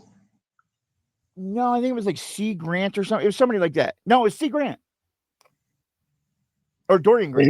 And he was going to go start a fight. Yeah, it was C. Grant, and they hooked a ball into like a bus or something, and somebody got out. Box truck. Yeah, a box truck. The dude got out, and fucking Ryan Day's like, Joey Galloway from C. Grant took off to go fucking beat the dude up. He's like, I'm never playing golf with him again. Like, could you imagine the headline? Joey Galloway, C. Grant catch felony felonious assault charges. Ryan Day stares off like Michigan game ending. Like a picture of Ryan Day with the cops. Like, I don't know what happened. Bro, did they have the Michigan flag? I don't know what happened. Like, that was old Ryan Day though. That fucking new Ryan Day wouldn't do that. New Ryan Day would go cut a bitch. Anyway, all right. So next game is Texas A&M 49, LSU 25. And let me tell you, this game was even at halftime. The first half, not fucking exciting. No. Actually, no. Later on was up at halftime. LSU also scored with a minute to go in the game.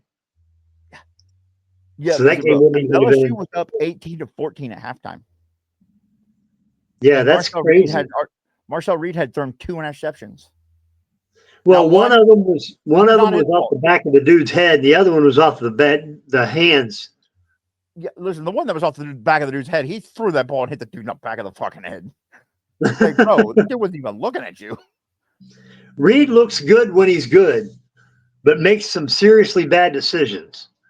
Also, though, I want to point out, they took a side shot of that kid and said, yeah, Marcel Reed said he weighed in at 187 pounds this game. I said, no way.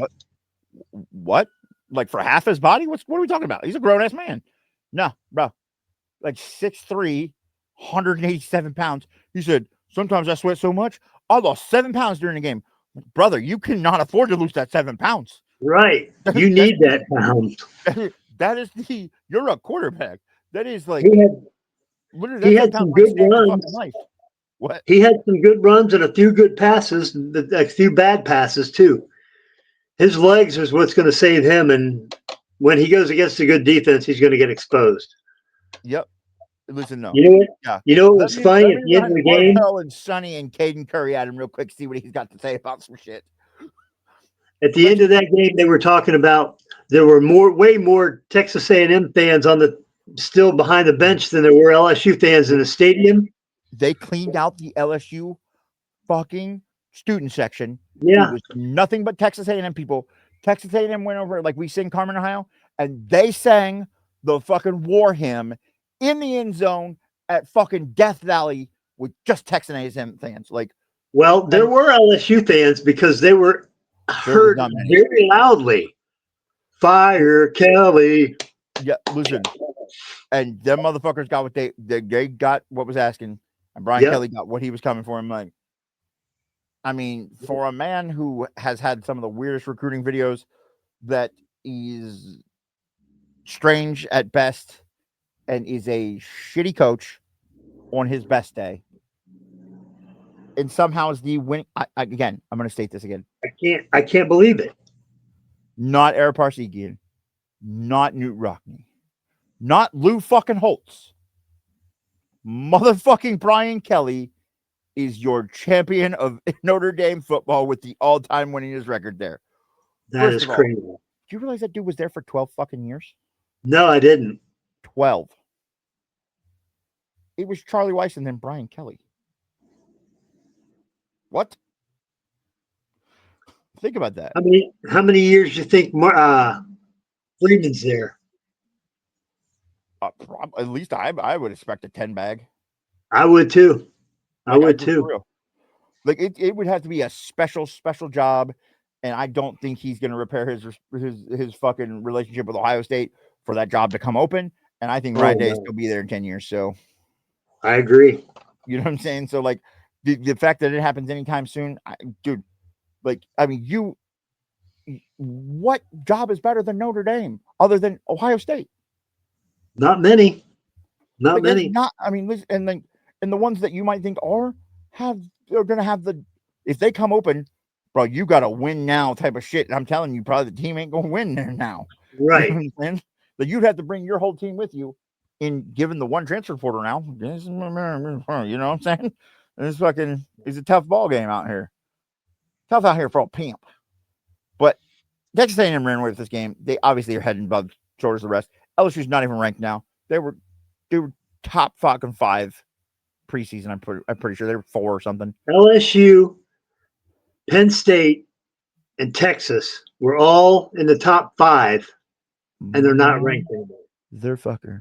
And guess what? 2 out of those 3 ain't got a coach. And Steve Sarkisian, if you believe the rumors, might not be long for the college football world. How crazy is that? That is nuts. 3 out of the top 5 fucking preseason fucking teams may not even have their coach, like who were supposed to be star coaches, and all of them were picked in a lot of people's national championship thing. Tango and Alyssa's fucking to boot. No, I'm just kidding. We should keep throwing them under the bus. They're not even here. But yeah, no. Listen, think about that. And you know what the moral of that story is?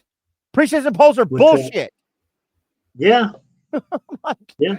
If that's not the biggest point of being like, okay, guys, we got to stop ranking teams before we know what the fuck they are. Right. Go after week 1. We'll throw a stat up. Honestly, which is still no rating should come out until at least October.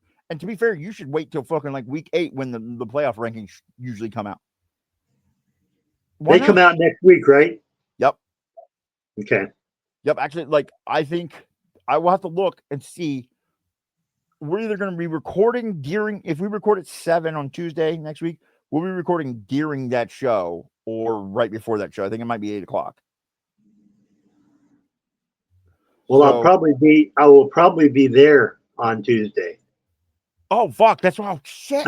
We can watch it together, brother. We'll fucking live watch that shit. Fuck. Oh, I can't listen.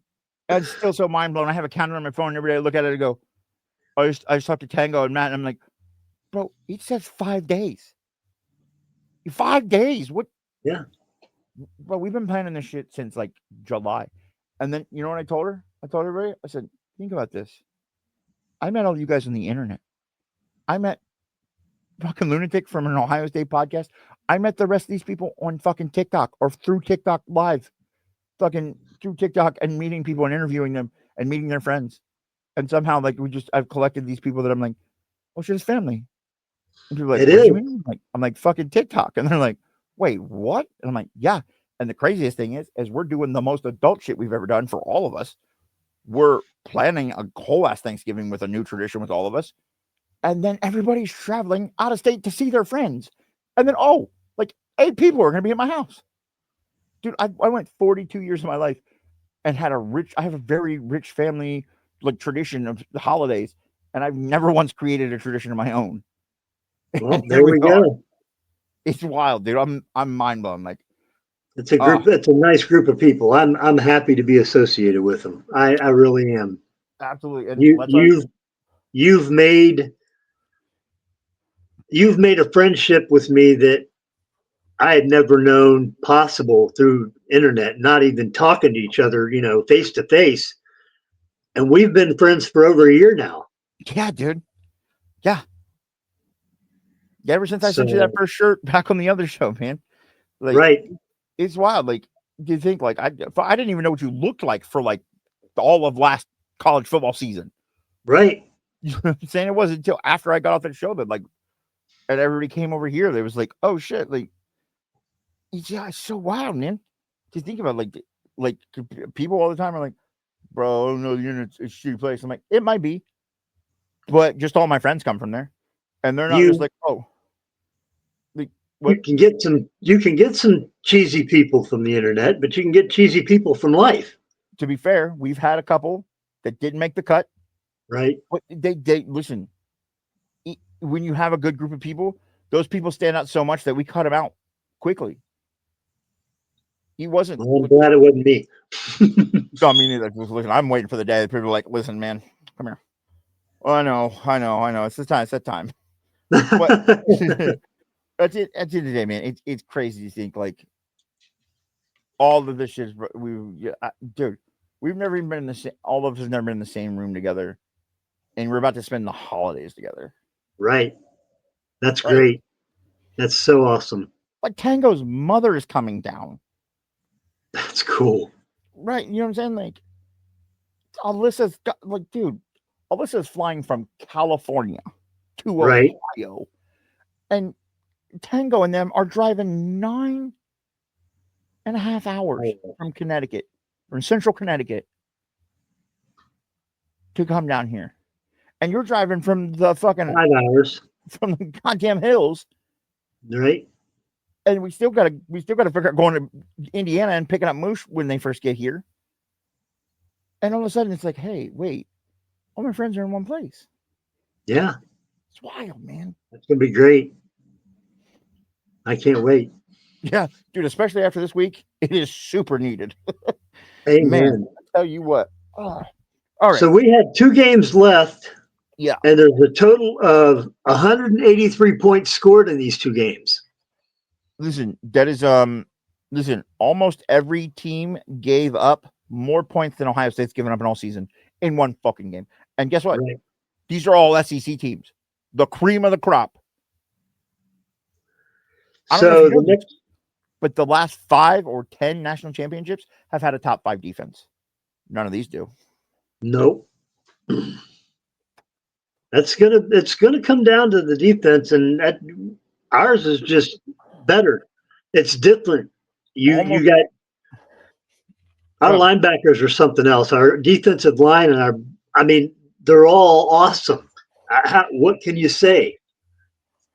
Listen, if our biggest complaint is like, I don't know, the defensive line, like, well, yeah, because everybody else is like could start in the NFL.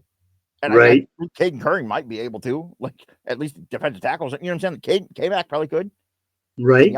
We'll at least back up. You know what I'm saying? Like, but we got everybody's at least a 2 deep in the NFL, if not a starter. Is Kenyatta a senior?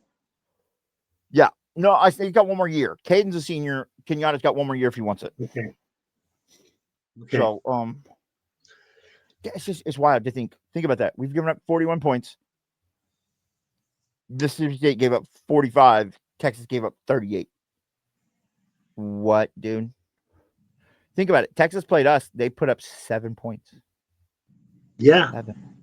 Now, granted, Mississippi State's a 4-4 team, but Texas is a 6-2 ranked team in the SEC, and you just gave up 38 fucking points to 4-4 Mississippi State. Now, Mississippi State's been playing hard. Here's what we'll go on to this game first. Then the Texas 45, Mississippi State 38. Final in overtime. In the beginning of the fourth quarter, it was 31-14. Yeah, bro. Mississippi State. Texas had to score 24 points in the fourth quarter to take it to overtime. And one of those was a punt return with 1:47 seconds left to go in the game. Yeah, listen. The only thing that pissed me off more, other than the mid shit, was the fact I watched like 3 games swing on the fact of fucking punt returns. And I'm like, why can we not get anybody to return a punt further than 4 yards? Son of a bitch. Manning went out in overtime. Texas scored 45-38.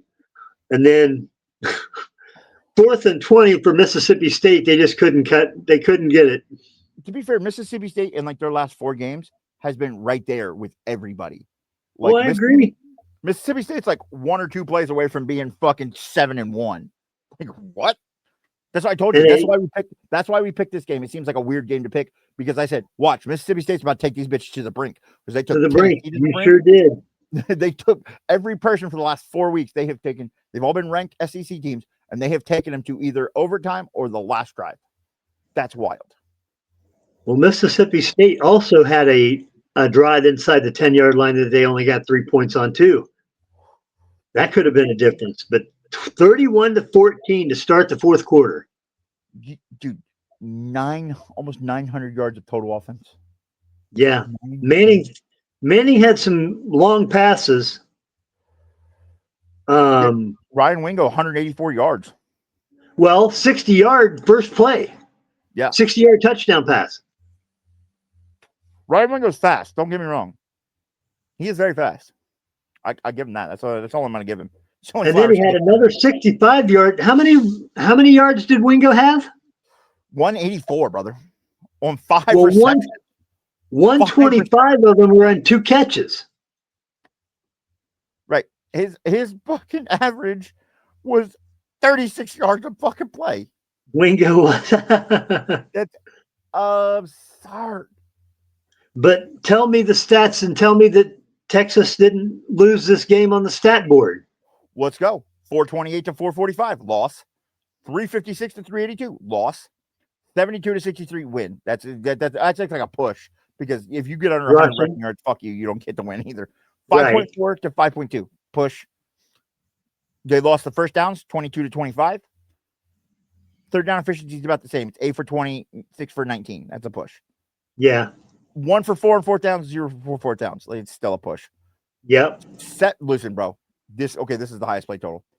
You want to guess how many total plays? Oh, geez. 92. 92. Hold on. No. Total plays for both teams. 158. 165 total plays in this game. Gee, money. Just like 20 fucking plays more than fucking the other games. Look, 79 for Texas, 86 for Texas A&M. I know they went to overtime, but they didn't run that many fucking plays in overtime, brother. It's only 25 yards. Mississippi State only ran 4 plays in overtime. Right. So, like, even then, they still win. They win the total plays thing. Sacks allowed. Texas gave up 5, but Mississippi State gave up 7. 12 sacks. 12 sacks in a game. 1 fumble for Mississippi State, 1 interception for Texas, or for fucking Texas. 30 to 29.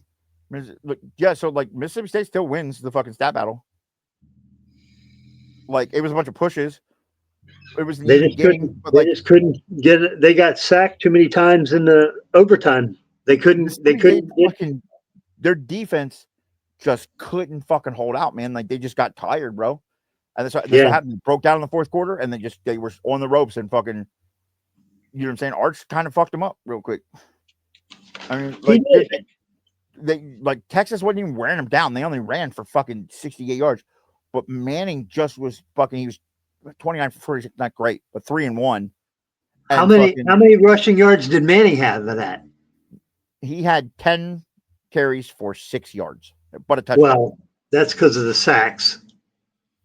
Yeah, so you have to do the stack yardage, but I mean, he probably had 50 yards, I would think, with that many fucking sacks. Right. So, and if you think that's wild, I'm sure all the things we told you that were like, that's the biggest thing we've ever seen. Let me tell you, brother. My brother in Christ. This, I present to you Tennessee, number 14 in the country, 6-2, against the 2-5 Kentucky Wildcats. Mark This is Stoops is gone at the end of the year too. Listen, this is like a women's basketball game score. I don't mean that mean to women, but you know how women's basketball games are a little bit lower scoring? Yep. Because the score was 56 to 34. I don't know if you knew math. That's 90 fucking points in a football game between SEC teams. Well, Texas was 45-38. That's 93. So that's why I said 183 points scored in 2 games. Meanwhile, we've given up less than 1/4 of that in 7 games. Let that sink in, but do that math in your head. It's almost 5 times as much as we have scored let people score in 7 games. 7 games. But listen to this. Listen to the plays though. 35-yard touchdown pass, 7-0. Tennessee 45-yard pick six, 14-0. Kentucky 71-yard touchdown, 14-7. Tennessee 45-yard pass to touchdown. Oh, it was inside the 5, and then they got a touchdown. Dude, so Tennessee 51-yard pass. What is happening here, bro? Nobody's running the ball. Nobody's playing defense. Joey Aguilar, 20 for 26 for 400 or 396 and 3 tutties. That's balling. That's almost as good as that's Italian level. Yeah. But Cutler Boley, 26 or 35 for 330 and 5 tutties and 1 interception. 5 banger. Yeah, they had a field goal or they went for 2 and they didn't get it. Bro, listen, I shit you not, 980 total fucking yards of offense in this game. 980? 980. Almost a grand. Well, okay, go back and look at the Mississippi State Texas game. How many total yards in that one? 600 and something? No, that one's like 800 and something. So we're at 1,700 yards. We're at a mile of offense between 2 teams or 4 teams. Right. A mile of offense. I would love to see the total yards Ohio State's given up this year. Holy shit, I want to see this now. I'm sorry, I know we do this a lot, but fucking hold on. Ohio State. Yeah, we need to know that. Total yards given up in 2025.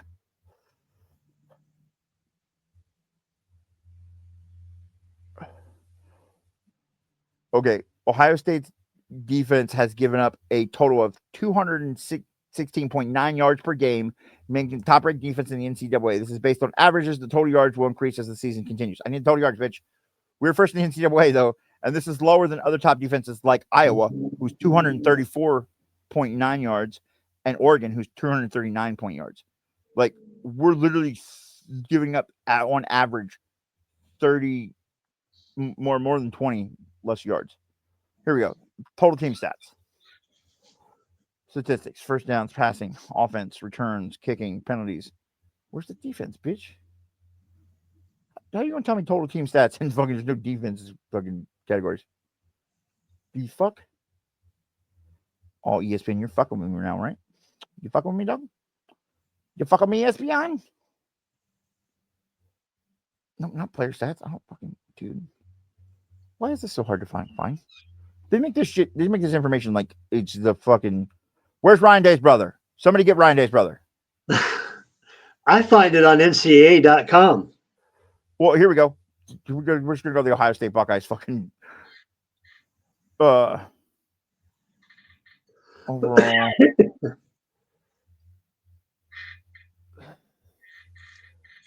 Stats. Where is this? Stats. 2025 season stats PDF.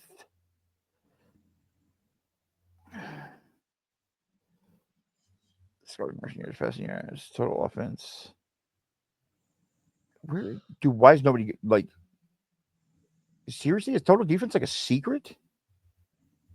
And if they can calculate the fact we have the number 1 total defense. Well, take Take the average yards and multiply it by 7. Oh yeah, I guess we do that. Fucking what is that? 216. 0.9 times 7.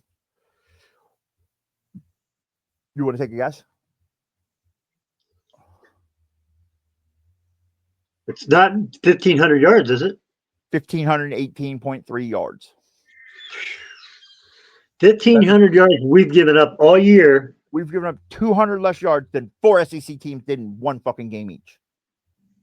That's crazy. That's Let that crazy. sink in. That is the stat of the fucking year right there. If you ever need a measuring stick for how good this defense is, I present to you the mid-conference against our defense. One Right. team's defense against these fucking teams' defense. Like, There's no defense. There's no comparison.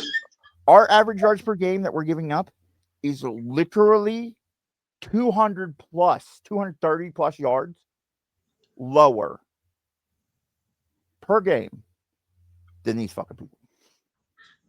I can't even right now. That is crazy. Like, I want That is. I mean, kid. Like, yeah, dude. Like 504 to 476, 396 to 330, 108 to 146. Tennessee's 8.5 yards per play is wild, but Kentucky's is 6.5. They both had 25 first downs. There was only 132 plays run. Not as fast pace. 4 of 8 on fourth down or third down. 5 of 11 on third down. 1 of 1 on fourth down. Both had 3 punts, 1 sack allowed. But fucking Kentucky had 3 turnovers. That's where Kentucky fucked up. Right. 2 fumbles lost and 1 interception thrown. And they won the time defense. Kentucky had 13 more minutes of time in fucking possession.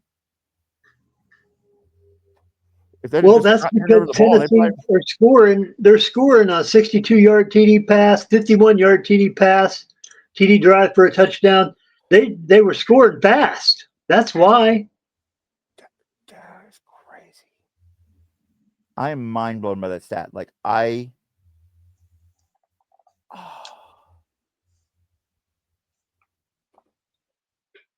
They came up 22 points short. Right. But listen, that's 3 turnovers and an extra point. Yeah. Or a 2-point conversion.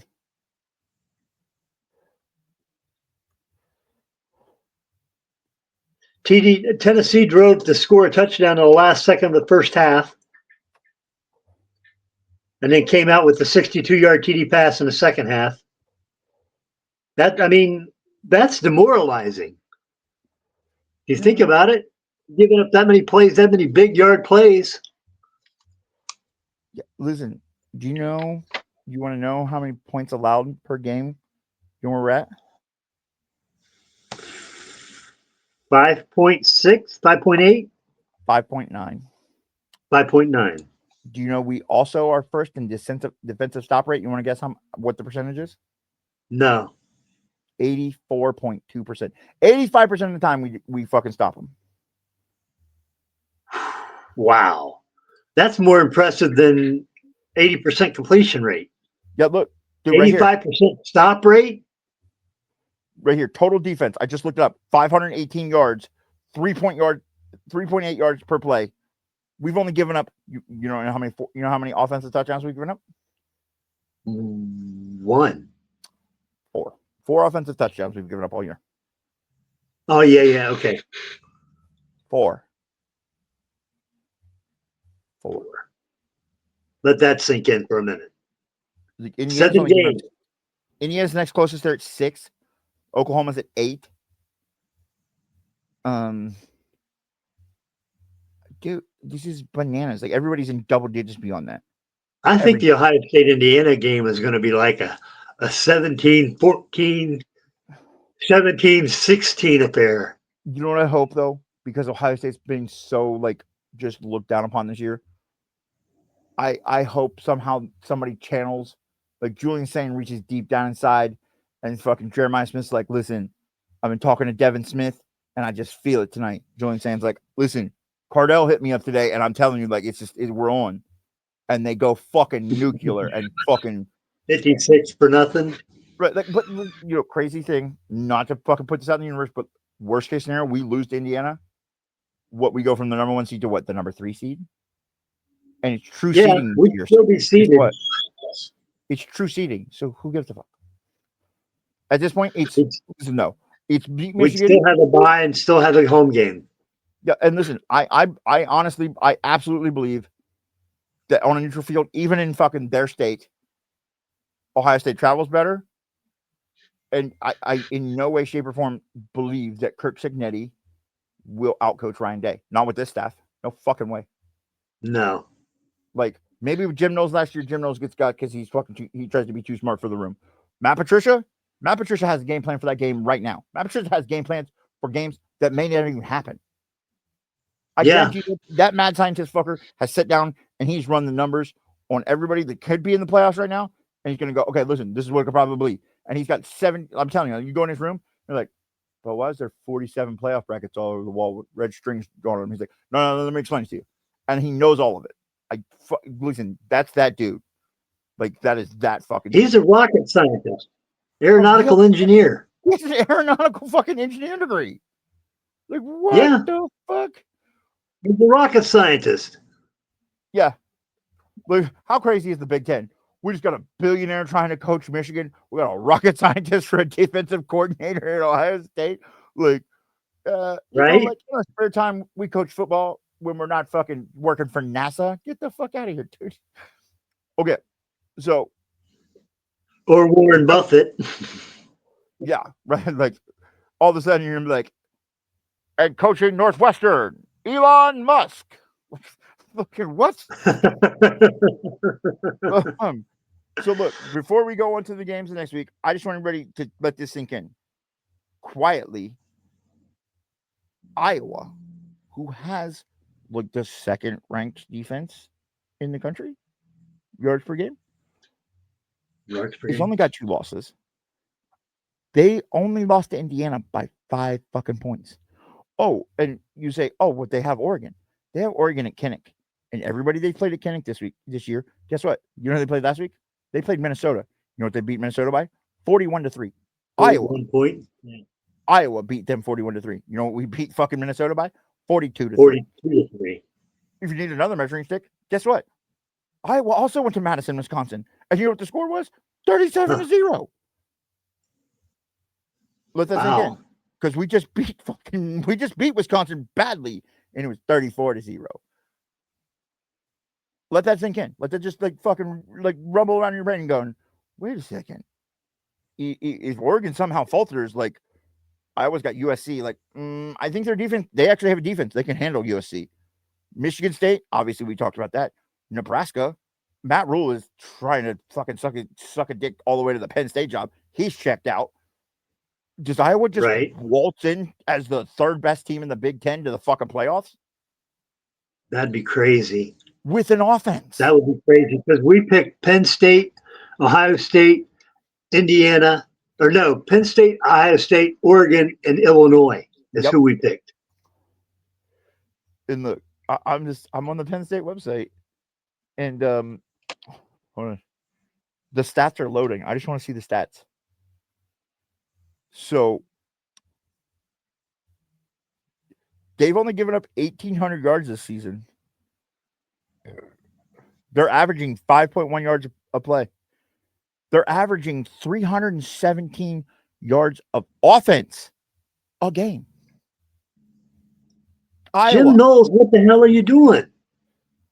Iowa. And look, they're almost balanced. Total passing. Let's see. Total passing for Iowa.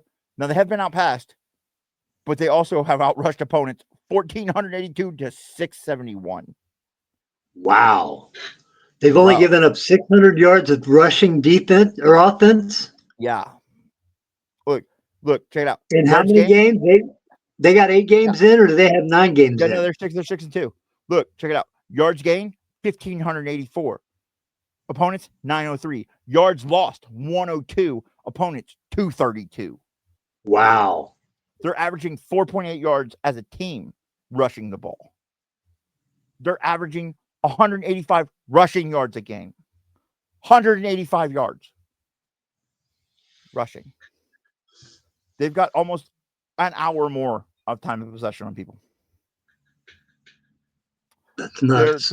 They're not great on third down conversions. They're about 45%. That's not horrible though. Fourth down No. conversions, they're 70%. They've had 5 fumbles. They've only lost 1 of them. Opponents have had 9 fumbles. They've lost 2. Sacks, they've had 17 sacks for 114 yards lost. Opponents have only had 11 sacks for 58 yards lost. They've scored 29 touchdowns this year. Dude, what? Were we in the fucking Twilight Zone? Like, bro, Iowa has outscored people 250 to 105. They're averaging 31.25 points a game. They also have 48 points off turnovers, while opponents only have 21. Let all this sink in. Iowa, it might be the 3rd best team in the fucking conference. Quietly, just secretly. Let me tell you this.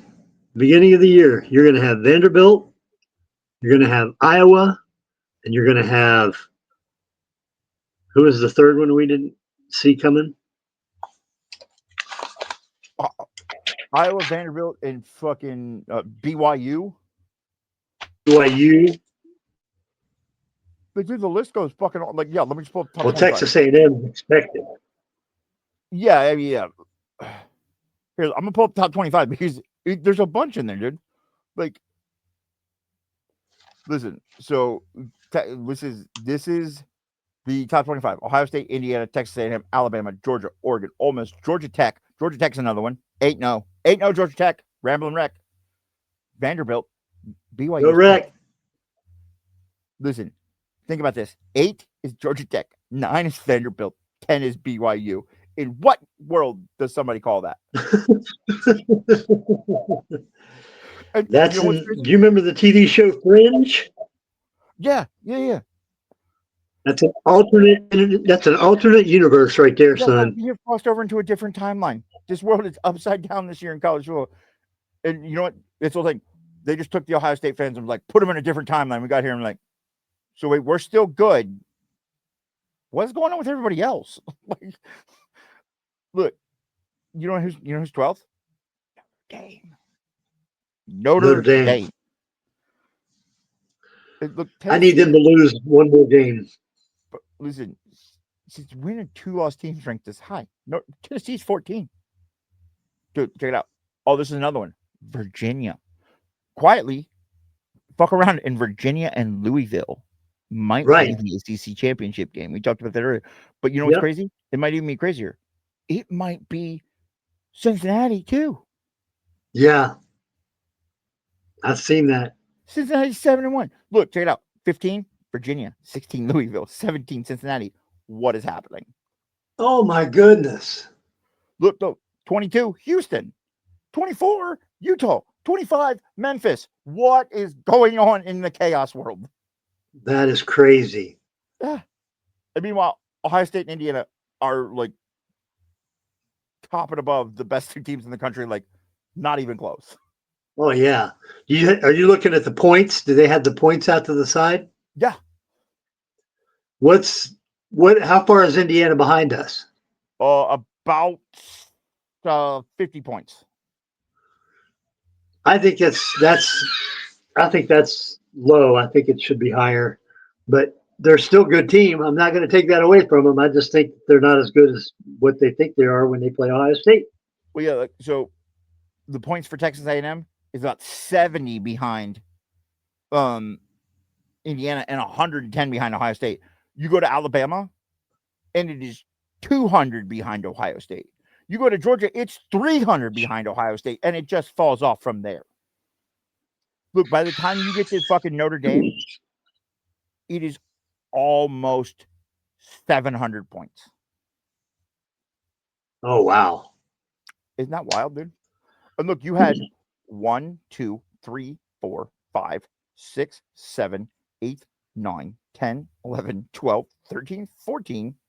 14 teams changed place this week. 14 out of the top 25. Yep. The top 6 did not change. But to be fair, Ohio State didn't play. Did Oregon play? I don't think Oregon played. I don't think Oregon played. Did Indiana play? They beat somebody up? Yeah, they were 8-0. They beat UCLA. Georgia didn't play. They're 6-1. Miami didn't play, and they fell a spot. Dude. But listen. Well, 2 weeks ago, or no, a week ago, we had 24 out of 25 teams change plays. This week we have 14 out of 25. Listen, I love college football, dude. Like, think about when you ever heard that Georgia Tech, Vanderbilt, and BYU in the top 10. You like, are you smoking crack right now? That's crazy. And check it out. Right. In the top 20, right. That is crazy. Let's just throw in 2 lost Notre Dame, 2 lost Tennessee. Oh, 1 lost Virginia, 1 lost Louisville, who beat Miami at number 10 already, and Cincinnati. All those teams are ranked above Oklahoma, Missouri, Texas, Michigan, USC. It should be. Maybe, I don't know. I said they should be rated higher than them. Yeah, they should be. We got to pick the games for next week. Give me 1 second. I got somebody at the door. Lunatic with the win for the not playing the intro again when we paused. Oh, okay. So we got Ohio State and Penn State's getting 20.5. Give me Ohio State all day. Yep. And now you got the rest of them, Georgia and Florida. Oh yeah, yes. Okay, pull it back up. Yeah, I'm. Are we picking scores and everything, or just without the spread? We were both 2-4 last week. Really? Fuck. Yeah. Oh, I had Ole Miss. You had OU. Oh, fine. Yeah. But that was kind of a toss. But it's crazy. It's a toss-up game. But okay, let's go. Penn State, Ohio State. The line is what? 20.5. I'll take OSU too. Yeah. Give me OSU. Let's see. Next. Georgia, Florida. Oh, Vanderbilt, Texas.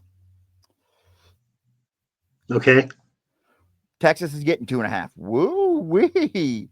It's in fucking Texas Memorial Stadium, though. It's in Texas, and Texas is getting points? Yeah. I'll take Texas. Yeah, you know what? Give me Texas to upset Vandy. Give it to me. Say that again. Give me Texas to upset Vandy. Even though Texas is the favorite. Still seems like an upset, right? It does. Bananas. Miami SMU, brother. Yep. Man, listen to the noon slate's fucking banging this week. Those are all noon games. Fox, ABC, ESPN. All right. Miami getting 12.5. Fuck that. Give me what? SMU in the points. Give me SMU in the points right now. Fuck yeah, dude. SMU's getting 12.5? No, Miami's. Yeah. SMU's giving 12.5. Yeah, they're getting 12.5. But give me the points all day. I think they might beat them outright. I'm taking SMU as well. Oklahoma, Tennessee. Oklahoma, Tennessee. Let me see. Oh, dude, Louisville, Virginia Tech. Oh, no, I thought it was Virginia. Shit, never mind. Who was it? Oh, Oklahoma and Tennessee. Oklahoma, Tennessee. Yep. Oklahoma, Tennessee, 14 versus 18. We got.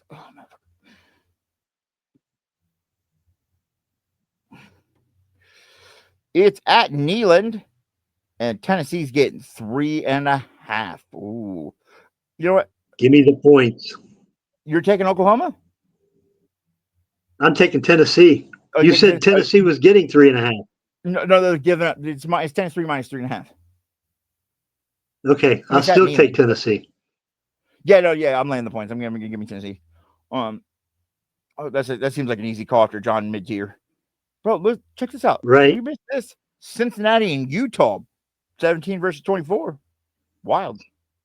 We'll take that one too. Cincinnati and Utah. Yeah. Cincinnati, Utah. We got Utah getting 10.5. Fuck you. Give me Cincinnati. No way. Give me Cincinnati, bro. I know it's in Utah, but fuck you. Give me Cincinnati all day.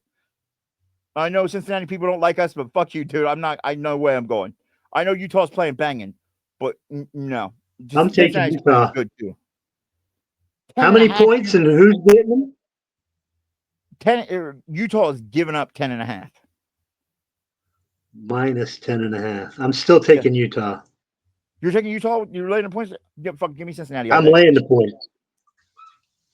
And then give me the points. Give me the points in Cincinnati. I got you.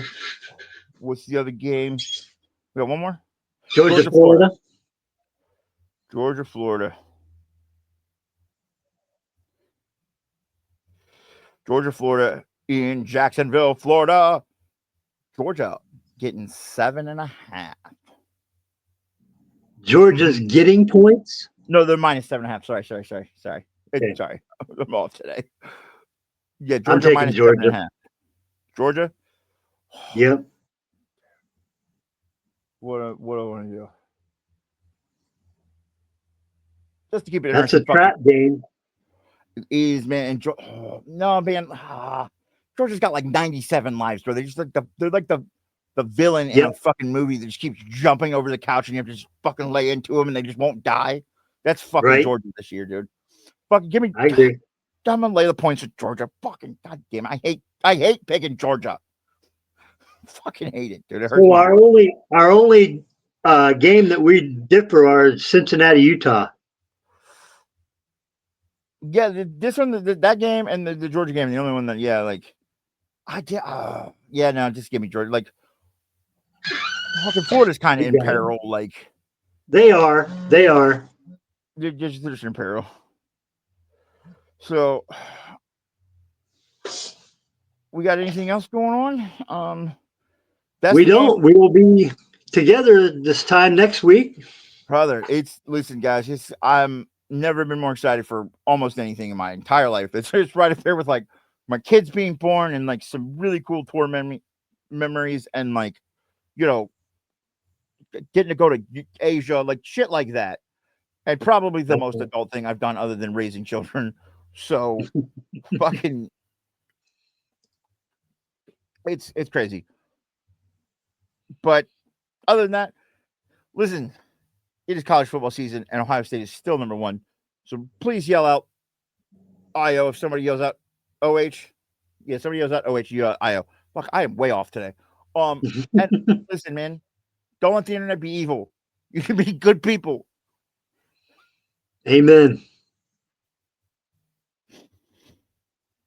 Amen, brother. Absolutely. I'm gonna get off here before I cry. Anyway. Okay. Have a cursed day, kids. We will see you next week live from fucking Curse Studios, the worldwide headquarters. All right, man. We're out.